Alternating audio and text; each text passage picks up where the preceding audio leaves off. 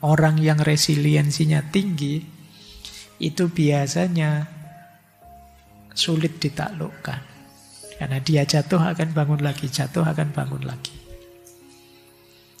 Generasi kalian, Gen Z, itu sering dituduh rapuh. Kalau ada masalah, dropnya cepat, stresnya cepat, depresinya cepat. Solusinya apa? Resiliensimu tingkatkan. Biar tidak gampang stres, biar tidak gampang drop.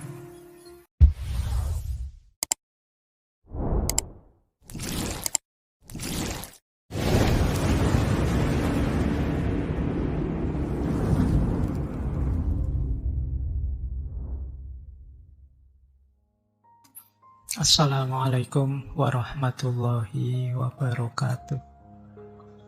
Bismillah. Mari kita lanjut lagi belajar kita, ngaji kita. Jadi intinya ngaji filsafat itu ya ngaji, kita belajar ya. Segala yang di luar itu bonus. Jadi bonus itu ada, alhamdulillah, tidak ada ya, tidak masalah. Bahkan termasuk pemahaman kita, kepandaian kita, itu ya anugerah sebenarnya bonus. Karena yang bisa kita lakukan hanya belajarnya. Maka ayo kita mulai ya, nawaitunya belajar. Baik, kita mulai nggih. Oke, yuk kita mulai tema kita. Tidak apa-apa temanya hanya setengah, yang penting kalian dapat wawasan tentang ketidakpastian dan situasi konkret yang kalian hadapi. Sekarang kita ke resiliensi. Jadi resiliensi itu kemampuan seseorang untuk bangkit, bertahan, menyesuaikan diri secara positif ketika ada tekanan, kesulitan, atau perubahan tidak menentu. Jadi kan tadi zaman itu betapa chaosnya, betapa tidak terduganya, betapa tidak pastinya. Kita memerlukan resiliensi, ketangguhan, ketahanan. Ada yang menyebut resiliensi itu daya lenting, daya fight back. Seperti pegas. Kalian ngerti pegas ya, per. Per itu kalau ditekan keras, dia baliknya akan keras. Mungkin kalian, saya tidak tahu, masa kecilmu ngerti tidak mainan yang kalau ditaruh mungkin di bawahnya ada besinya itu. Kalau kamu miringkan ke sini, dia tetap akan balik ke sana. Tidak bisa dijatuhkan. Mungkin dulu waktu kamu kecil kamu pakai latihan tinju itu. Kamu seneng karena dia setiap kali ditinju dia balik lagi, dia balik lagi. Daya pegas, daya lenting. Itu resiliensi namanya. Kalau untuk ketahanan batinmu. Jadi satu kondisi di mana kalian begitu kuatnya, begitu tangguhnya, sehingga sekeos apapun, sekacau apapun situasi, kalian masih bisa tegak kembali. Itu yang disebut resiliensi. Nanti ada individual, ada kolektif, ada spiritual, filosofis. Kalau individual secara psikologi, resiliensi itu kapasitas kemampuan kita untuk bisa mengelola stres, trauma, kegagalan, sehingga kita tidak menghancurkan diri kita. Jadi jatuh bangun lagi, itu resiliensinya tinggi berarti. Kalau secara sosiologi ya komunal, bersama-sama, kolektif. Ada bencana kita bisa bangkit lagi. Ada perubahan besar kita tetap bisa survive. Nah ini resiliensi sosial namanya. Kelaparan sih luar biasa tapi tetap bisa survive lagi. Berarti resiliensinya hebat. Kalau yang spiritual, filosofis biasanya daya jiwa untuk tetap tegar, tetap ikhlas. Sesulit apapun situasi hidup bisa menemukan makna di balik segala kepahitan hidup. Nah, ini spiritual namanya. Jadi resiliensi itu mungkin bisa kalian definisikan daya tahan diri, daya untuk bangkit, daya untuk melenting kembali menghadapi kesulitan-kesulitan hidup. Orang yang resiliensinya tinggi itu biasanya sulit ditaklukkan. Karena dia jatuh akan bangun lagi, jatuh akan bangun lagi. Generasi kalian, Gen Z, itu sering dituduh rapuh. Kalau ada masalah, dropnya cepat, stresnya cepat, depresinya cepat. Solusinya apa? Resiliensimu tingkatkan. Biar tidak gampang stres, biar tidak gampang drop. Ya mulai besok latihan ya, latihan kuat. Nanti ada caranya. Kata Alain de Botton, ini bulan lalu kita bahas tokoh ini ya. Kata beliau, setengah dari seni hidup yang baik itu resiliensi. Sering saya bilang juga, hidup itu harus bisa ngegas, harus bisa ngerem. Resiliensi ini konteksnya ngerem. Untuk kemudian bisa ngegas lagi. Kalau kata Nelson Mandela, jangan menilaiku dari kesuksesanku, nilailah aku dari seberapa sering aku terjatuh dan bangkit lagi. Orang hebat itu orang yang jatuh bangkit lagi, jatuh bangkit lagi. Kalau orang yang berusaha langsung sukses itu tidak luar biasa. Mungkin karena fasilitasnya banyak, mungkin karena dia sejak awal punya modal ini, modal itu, tidak luar biasa. Tapi orang luar biasa itu orang yang mungkin saja dia jatuh, mungkin saja dia kalah, mungkin saja dia terhempas, tertindas, tapi tetap bangkit lagi. Ini orang hebat, sudah. Jadi kalau kalian ingin jadi orang hebat, kuatkan resiliensimu. Kata Konfusius, kemuliaan kita yang terbesar bukan karena kita tidak pernah jatuh, tetapi karena kita bangkit setiap kali kita jatuh.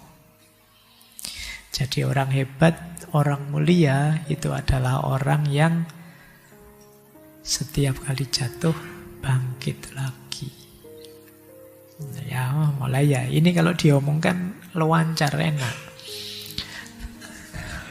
Tapi kalau dijalankan tidak sesimpel kalimatnya. Ya tadi Nelson Mandela kalimatnya pendek, tapi lihat perjuangan beliau untuk pembebasan rakyatnya dari penindasan rezim apartheid itu panjang dan pahit memang. Jatuh bangun itu pahit, tapi membuatmu tangguh.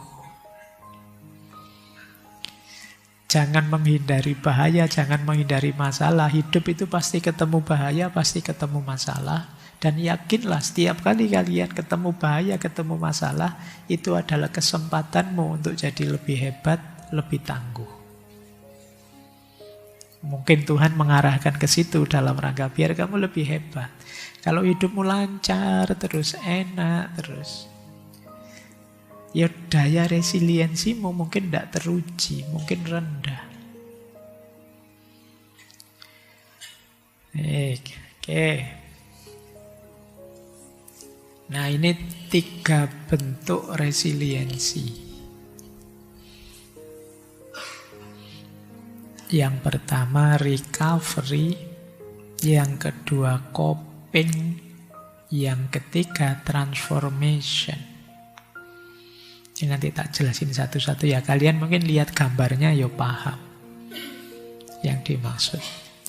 Itu kan yang satu ada orang jatuh ke perosok ke bawah tapi berusaha untuk naik lagi. Yang kedua itu gambar bunga di tengah padang pasir, mungkin itu di tengah aspal keras, tapi dia tetap bisa tumbuh. Itu coping namanya. Yang ketiga kupu-kupu. Dari berat dan pahitnya transformasi dia dari kepompong, pada akhirnya dia jadi kupu-kupu. Oke. Sekarang sesuaikan dengan narasi hidupmu masing-masing. Bisa ndak kalian recovery, coping, dan transformation ini? Yang pertama recovery. Recovery itu bouncing back, memantul kembali. Recovery itu kembali ke titik awal lagi. Semula kita terperosok. Nah, pada akhirnya kembali lagi ke posisi sebelum terperosok. Itu namanya recovery. Jadi proses kembali setelah mengalami kesulitan, krisis, atau trauma.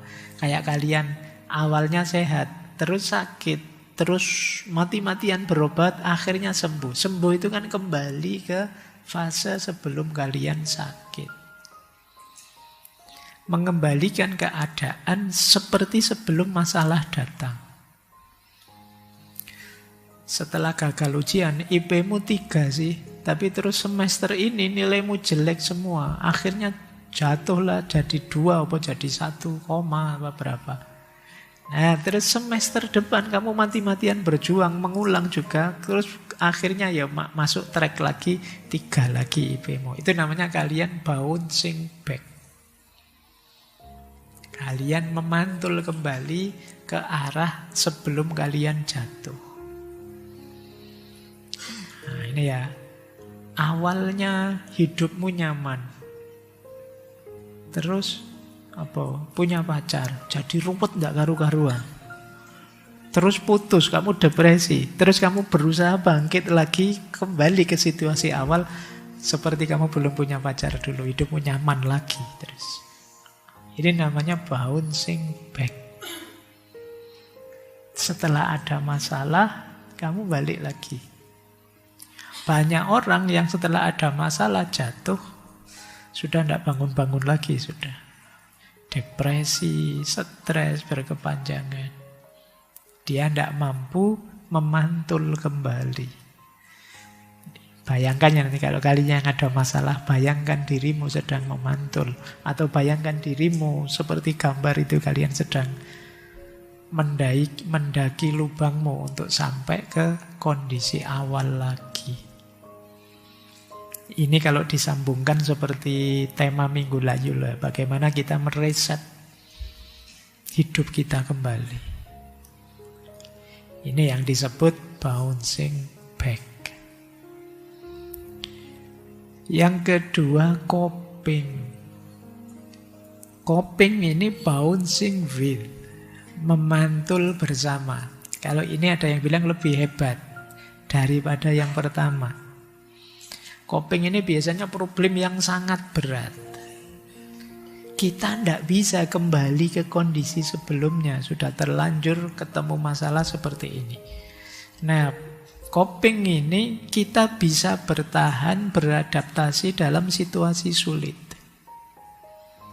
Tidak sekedar kembali ke kondisi semula, tapi kita hidup berdampingan dengan tantangan dan tetap tumbuh dalam keterbatasan kita. Kalau ini mungkin kalau dihubungkan nilai tadi, nilaimu jatuh sampai 2, naik lagi tidak mungkin, sudah semester 14. Nah, kalian tidak mungkin bouncing back. Yang bisa kalian lakukan apa? Bouncing with. Ya sudah Pak, IP saya mungkin ditakdirkan cuma 2, tapi dengan IP 2, ini saya akan pantang menyerah. Saya akan berjuang, tidak mau kalah dengan yang IP-nya 3 ke atas. Nah, ini namanya bouncing with. Jadi, karena situasi pahitnya tidak bisa dihindari, mau tidak mau dihadapi, ya sudah, ayolah. Seperti ini saya juga siap kok. Nah, ini namanya bouncing with.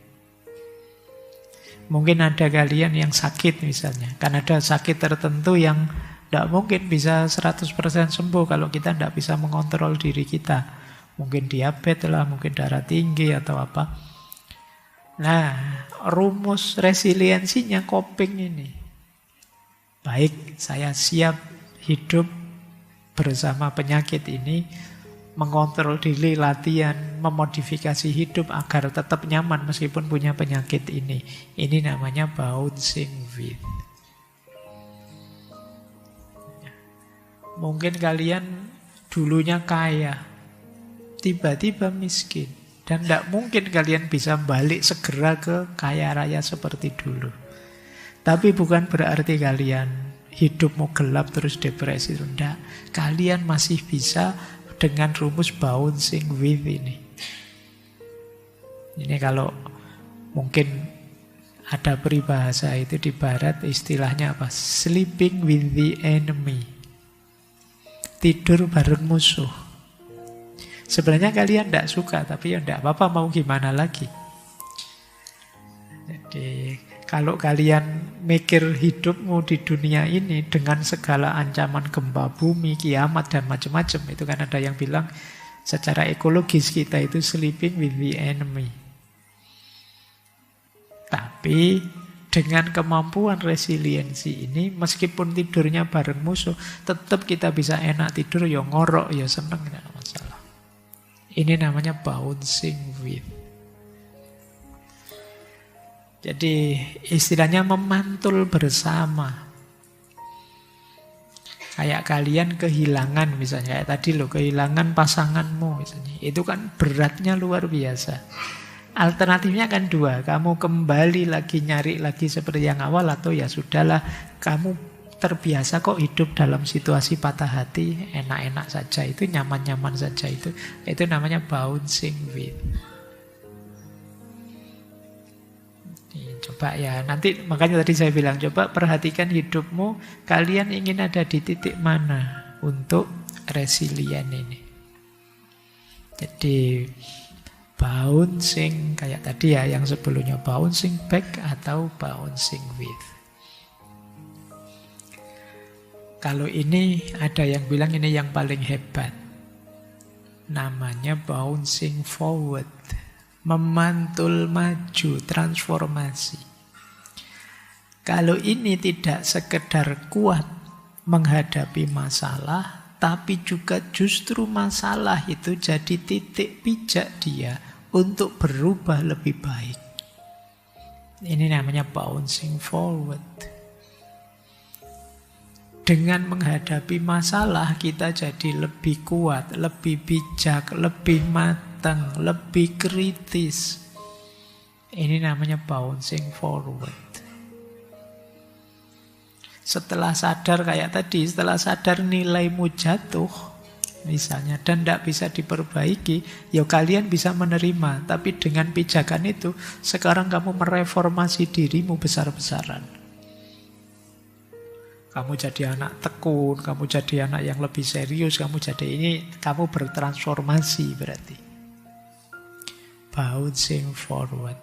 Memantul maju jadi lebih baik.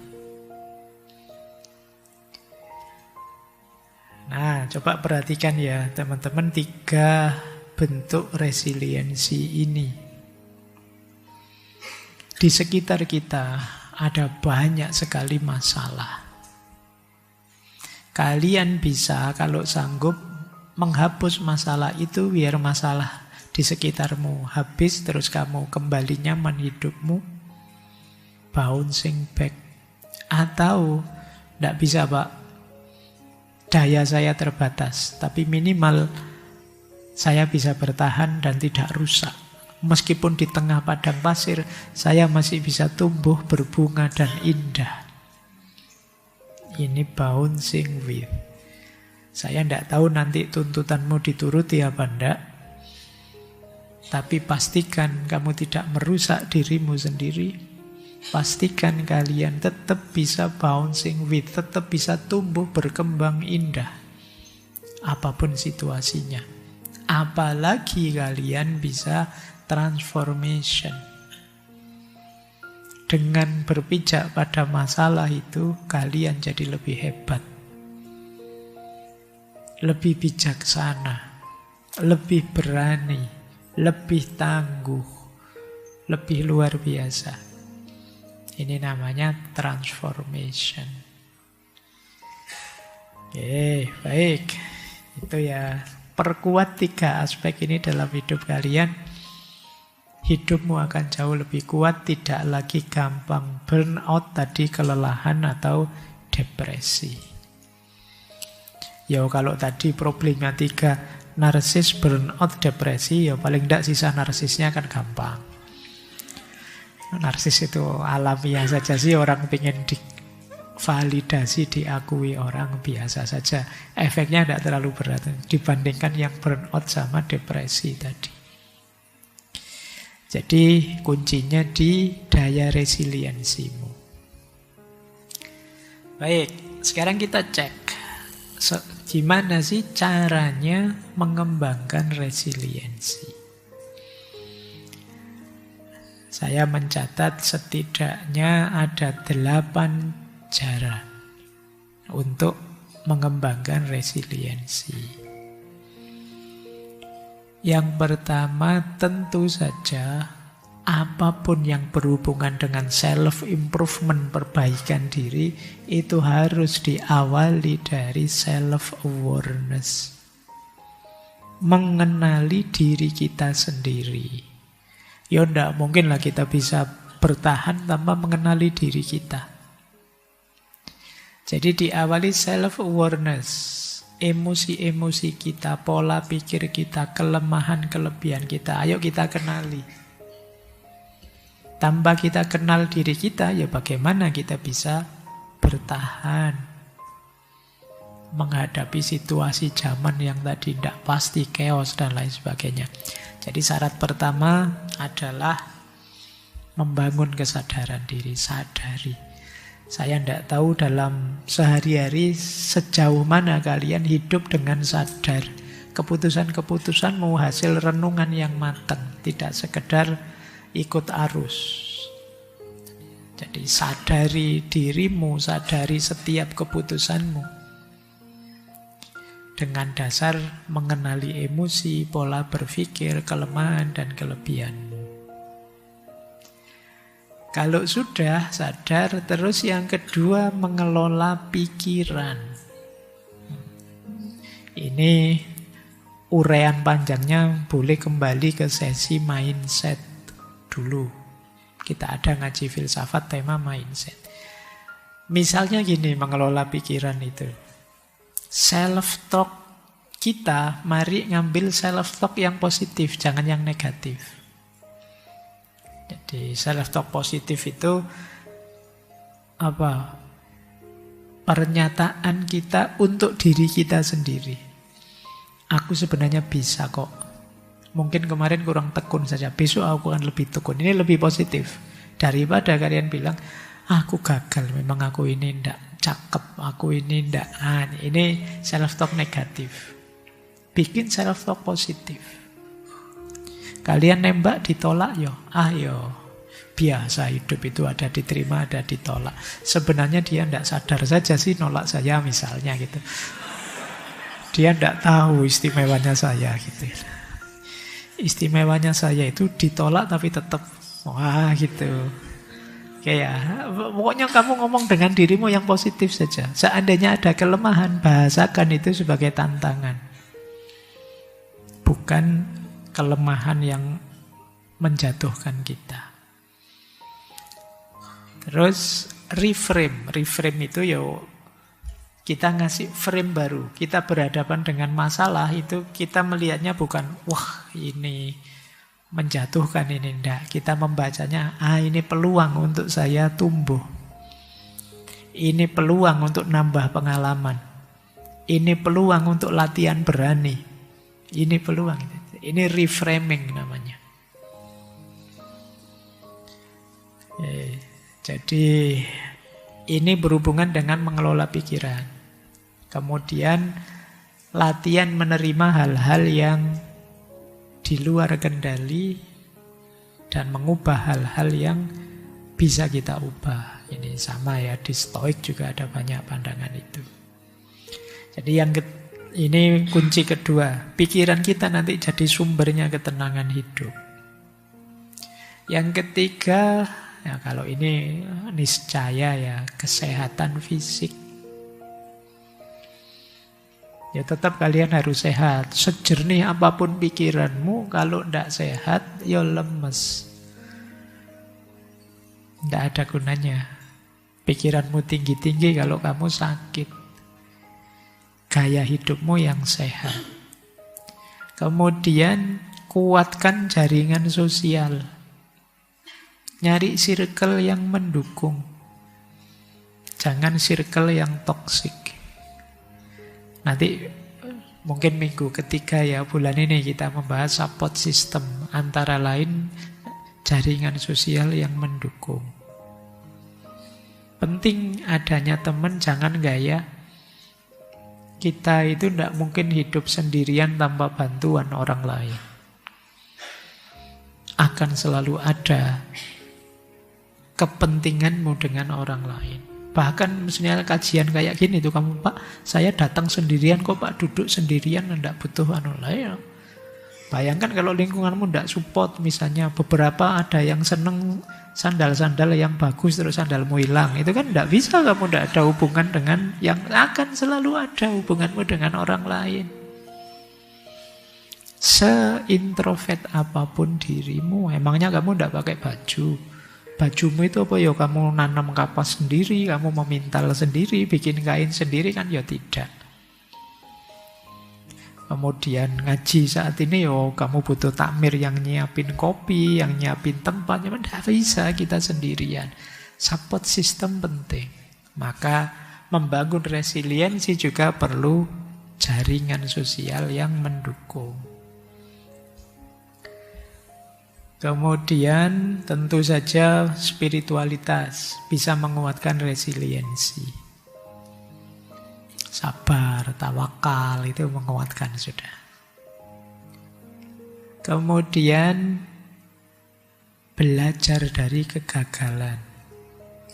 Setiap kali gagal, coba kalian tanya, aku bisa belajar apa dari sini? Apa yang harus saya tingkatkan biar tidak gagal lagi? Jadi kamu malah upgrade setelah gagal. Setiap kali jatuh, jadi modalmu untuk lebih kuat, lebih kokoh. Membangun resiliensi juga, kalian harus berlatih untuk fleksibel dan adaptif. Zaman berubah-ubah, situasi naik turun di luar kontrolmu. Mungkin kamu tidak bisa mengubah situasi, tapi kalian bisa mengontrol, mengendalikan dirimu. Mungkin caramu beraktivitas, caramu bekerja, dan lain sebagainya sesuaikan dengan kondisi. Jadi orang yang fleksibel, tidak kaku. Nah, kalau kalian tidak kaku, itu lebih mudah menyikapi perubahan-perubahan situasi. Kemudian mendukung resiliensi juga adalah punyalah harapan tapi yang realistis. Ya, punyalah cita-cita tidak masalah, tapi juga jangan berlebihan. Jadi gantungkan cita-citamu setinggi mungkin. Gantungkan cita-citamu setinggi-tingginya, tapi yang mungkin. Yang tidak mungkin jangan ditarget. Kenapa? Sumbernya stresmu, sumbernya depresimu, mimpimu terlalu besar. Nah, ini menguatkan resiliensi. Pada akhirnya nanti saya pakai begini. Jadi itu indikator cara melatih resiliensi ya. Jadi resiliensi itu ada banyak dimensinya. Ada pikiran, emosional, sosial, spiritual, praktis, dan fisik. Yang pikiran itu berarti tadi ya, memahami, memberi makna, melihat dengan frame yang berbeda. Nah itu pikiran. Berarti kalian cara melatihnya melakukan reframing, latihan menulis jurnal, latihan menulis pelajaran dari setiap kesulitanmu. Itu melatih kemampuan resiliensi kognitifmu. Kemudian emosinya juga dilatih. Mengendalikan cemas, takut, marah, gimana caranya tenang. Misalnya, itu saya kasih contoh ya, caranya. Biasakan tidak terburu-buru. Kalau emosinya terlalu melonjak-lonjak, pause sebentar. Apa pause itu? Berhenti sebentar. Terlalu senang, atau terlalu sedih, atau terlalu marah, atau terlalu kecewa, itu kan sedalam itu yang kamu rasakan. Coba jangan memutuskan apa-apa dulu, berhenti dulu sebentar. Kalau mengikuti hadis itu kan, kalau kamu marah sedang berdiri, duduklah. Sedang duduk, berbaringlah. Itu maksudnya berhenti dulu. Jangan melakukan apa-apa, jangan memutuskan apa-apa. Ini dalam rangka mengendalikan emosi. Kemudian secara sosial, tadi ya nyari jaringan, nyari teman. Bangun relasi yang tulus, tidak sekedar formalitas. Cari komunitas yang memungkinkan kalian belajar empatik. Bukan komunitas yang hanya nyari seneng-seneng saja, kemampuan sosial skillmu tidak meningkat. Secara spiritual juga begitu ya. Secara spiritual, perbanyak ibadah, zikir, kemudian banyak baca-baca buku filsafat misalnya. Itu kan meningkatkan spiritualitasmu. Paling tidak kan kamu tidak mikir macam-macam. Yang dipikir maca buku tidak paham-paham. Itu kalau tidak jadi marah, tidak jadi kecewa. Kamu tuh paling sumpek membaca buku filsafat, Pak, tidak paham-paham saya, Pak. Itu paling tidak teralihkan sebentar. Nah, ini spiritual. Ya kan resiliensimu akan lebih kuat kalau kamu sadar tujuan. Nah, tujuan itu bisa diambil dari filosofi hidupmu atau makna-makna spiritual. Kemudian dari aspek praksis atau tindakan kalian untuk bisa lebih kuat, boleh kok kalian meningkatkan kualitas dirimu. Misalnya kamu latihan latihan digital apa, nambah kemampuan bahasa apa, itu pasti membuatmu lebih tangguh. Semakin kamu nambah skill, semakin kamu hebat, kuat. Kemudian biasakan, ini mendukung resiliensi. Kalian punya target apapun, rencananya jangan hanya satu. Ini plan A, ini plan B, ini plan C. Plan A gagal ya plan B. Plan B gagal ya plan C. A, B, C gagal semua, ganti rencana. Loh, caranya begitu. Karena planmu hanya satu, ya ketika gagal selesai. Nah, itu ya. Oke, dan fisik tentu saja kesehatan. Jadi penting. Terus, ini penghalang-penghalang resiliensi. Kalian yang dengan mental dan mindset seperti ini, kamu tidak akan jadi lebih tangguh. Resiliensi tadi kan ketangguhan. Saya tidak tahu, mungkin kalian pernah mengucapkan kalimat ini. Misalnya kalian bilang, padahal itu jelas-jelas kamu yang gagal. Tapi kamu bilang, itu bukan salahku. Aku ini hanya korban. Dosennya saja yang tidak fair, tidak adil. Teman saya saja yang usil sehingga saya tidak lulus. Kamu selalu nyari kambing hitam, menyalahkan yang lain. Ya kamu tidak jadi kuat. Karena kamu lari dari masalahmu. Jadi, ya kalau memang kalian yang variabel gagalnya, bilang iya, saya yang gagal. Nah, tapi besok akan saya perbaiki kurangnya apa. Atau yang kedua, kalian merasa, wah ini sudah rusak total, tidak mungkin bisa diperbaiki, Pak, sudahlah. Nah, ini juga pasti kalian tidak akan dapat apa-apa dari kegagalanmu. Kalian merasa gagal, jatuh sejatuh-jatuhnya. Tidak mungkin bangkit lagi. Apalagi terus kalian bilang, tidak ada gunanya saya berusaha, Pak. Sudah, saya ini memang mungkin levelnya cuma segini. Selesai, kalian tidak akan jadi lebih kuat. Atau kalian protes, mengapa harus aku yang gagal? Apa salahku? Apa dosaku? Tiap hari bikin puisi ya. Ya sudah, kamu tidak jadi resilient, kamu tidak jadi tangguh, tidak jadi kuat. Kamu tidak percaya dengan kenyataan hidupmu. Seharusnya tidak terjadi. Ya itu sama saja, kamu meratap, lari. Dan yang paling sering mungkin kita yang terakhir itu takdir, Pak, sudah. Kalau sudah takdir itu kamu sudah macet sudah di situ. Ada apa-apa takdir. Oke ya, coba diingat-ingat kalian semoga tidak ada cara berpikir begini. Karena kalau cara berpikirmu ada di sini, tidak jadi kuat kalian. Tidak jadi resilient. Intinya kalian lari dari masalahmu, tidak mengakui kegagalanmu. Ya sudah, pelajaran dari kegagalan tidak kalian dapat, padahal kenyataannya ya memang kamu gagal.